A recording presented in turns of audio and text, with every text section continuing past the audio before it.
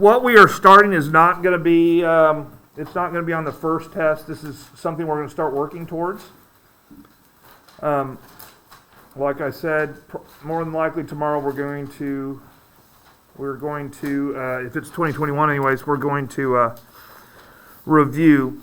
But we're going to start factoring. Okay, so we did adding, subtracting, multiplying, and factoring is kind of division. This can get really, really complex.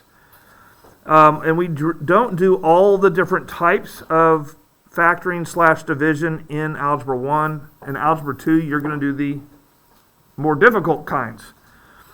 We're going to start with this. So we're going to start with the GCF, and I call it taking out the trash. So another way to say this is reverse distributive property, or the opposite of distributive property. And so we're going to look at this. If you don't remember what GCF is, that is greatest common factor. You are correct. Okay? Do you remember doing factor trees? Yeah. I love factor trees back in the day. You know, you have like 18, 2, 9, 3, 3. And then we have like another, like 27. This would be like 3, 9, 3, 3. So what's the greatest common factor? Well, you circle, circle, circle, circle. Those are my common factors, right? So that would be 9 and 9, right? Which means you can divide both of these numbers by 9, right? This was a skill used for fractions. This was a skill used for all kinds of stuff. We're at the point where we're using some of the skills you learned for fractions. We're going to use it on difficult algebra. And so what we're going to look at is a problem like this. 18x plus 9. I want to factor it. So basically factoring is breaking it up into simpler parts. This is like reverse distributive property, and for our purposes, I like to call it taking out the trash. So we're trying to simplify this, whatever's in the parentheses, to make as easy as possible. So what I'm going to do is I'm going to look at what I can divide both of these numbers by. Okay, and nice thing is we get to use calculators. And so what I always do is I start with whatever the smallest number is. I'm going to see if I can take out that whole thing. So see if you can divide both of these by 9. Can you? Yes. So this would be 18 divided by 9 is 2x. 9 divided by 9 is 1. Where do we think we're supposed to put the 9? If it's backwards distributive property. We put it out front, right? Do you see how we started with the answer, and basically this is what a distributive property looks like?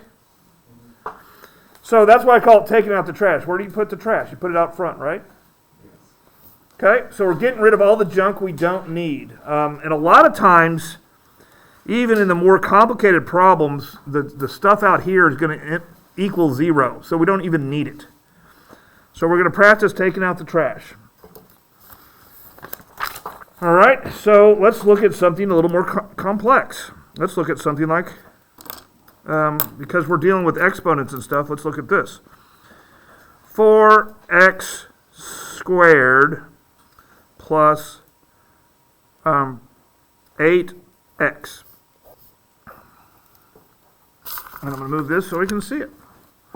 All right, I need to look at common factors. So hopefully you can see what you can divide. But what can you divide both 4 and 8 by? Higher. You want to do the biggest, right? The greatest common factor. What can you divide both x squared and x by? Yes, so we're going to look at the smallest x. And remember, when we do division, if you remember, division is x 2, whatever's on top minus whatever's on bottom, right? You remember doing that with the exponent chapter? Well, now we're using it. So 4 divided by 4 is 1.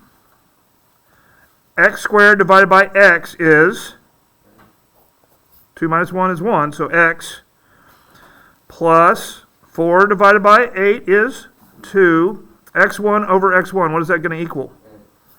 Equals x to the 0 power, right? X to the 0 power equals 1. 1 times 2 is 2. And then we're going to put the trash out front.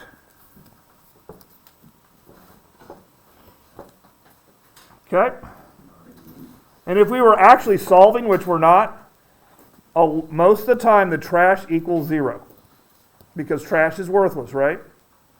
And so that's why we put it out front. This is going to have a value. This has no value. It's going to equal 0.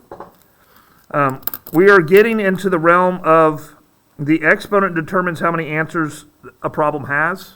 So this problem would have 2 answers. If that exponent was 8, it could have 8 answers. We're not really worried about that. We're more worried about simplifying right now. But there is a reason to do it. All right, let's try something a little bit more difficult here.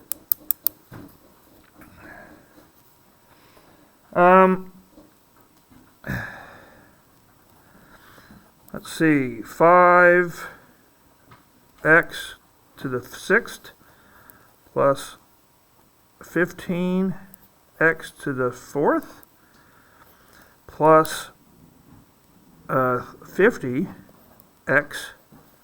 to the 5th, to the 3rd. All right, we need a common factor for all 3.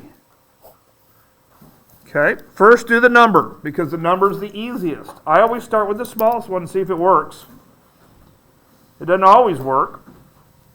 The last one we're going to do, we're going to have to do a little more thought process in it.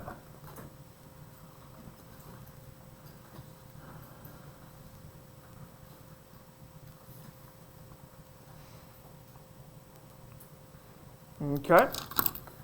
What can I divide all of them by? 5. Okay. And when I look at the x, I'm always going to start with the smallest.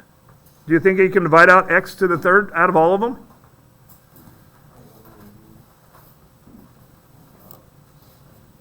We'll see. 6 minus 3 is? 5 divided by 5 is 1. 15 divided by 5 is? 4 minus 3 is? X to the 1st. 50 divided by 5 is? And those cancel, right? And you got to put the trash out front. It does not magically disappear. You do have to deal with it, but it's going to be worthless, so it's okay. All right, last one we're going to do before I set you loose.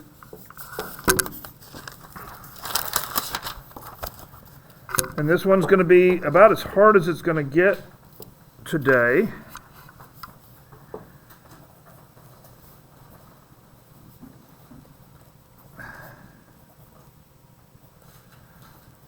And this might actually be from your worksheet, so when you get to here, you can just copy the answer. All right, let's see here.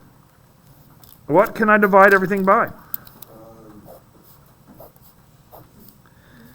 Okay, first of all, I see n squared, n, and nothing. If you have nothing, can you divide it by an n? You can't. You have to have an n divided by an n, because everything has to have an n for you to divide by. So the n's are going to just have to stay. There's nothing we can do about the n's. Okay, I can't divide everything by 36, can I? So we're going to have to figure out what numbers you can divide those all by. We can try that. And so you might have to try things. 45 divided by 8. No. So here's what you do. Just start easy. I know I can't divide by 2 because that guy, you can't divide by 2 because it's an odd number. So let's try to divide by 3. 36 divided by 3. That's 12. Okay, that works. 45 divided by 3. That's 15, that works. And 63 divided by 3. That's 21. Okay. So I divided by 3 real quick. All right, do you think I can divide these by something else? You still can't divide by 2, can you? You can do 3 again, right? So I get 4, I get 5, and that's not 23, it's 21. 7. Okay, those are prime numbers, I can't divide them any further. So I divided it twice by 3. I could have divided it once by what? By 9, right? So this is what you'd write. 9 is my trash, and this ended up to 4n squared minus 5n plus 7. Okay, you see where I got the 9 from? I divided by 3 twice, so that's 9. So if you have to do it like that, sometimes you have to do it like that. Okay, you don't have to show me all this work. There's not a lot of work to show. Just show me what the trash you're taking out. A lot of this is going to be just some grinding with your calculator to figure out which numbers you can divide them all by. All right, that's it. So we're going to expand on that tomorrow.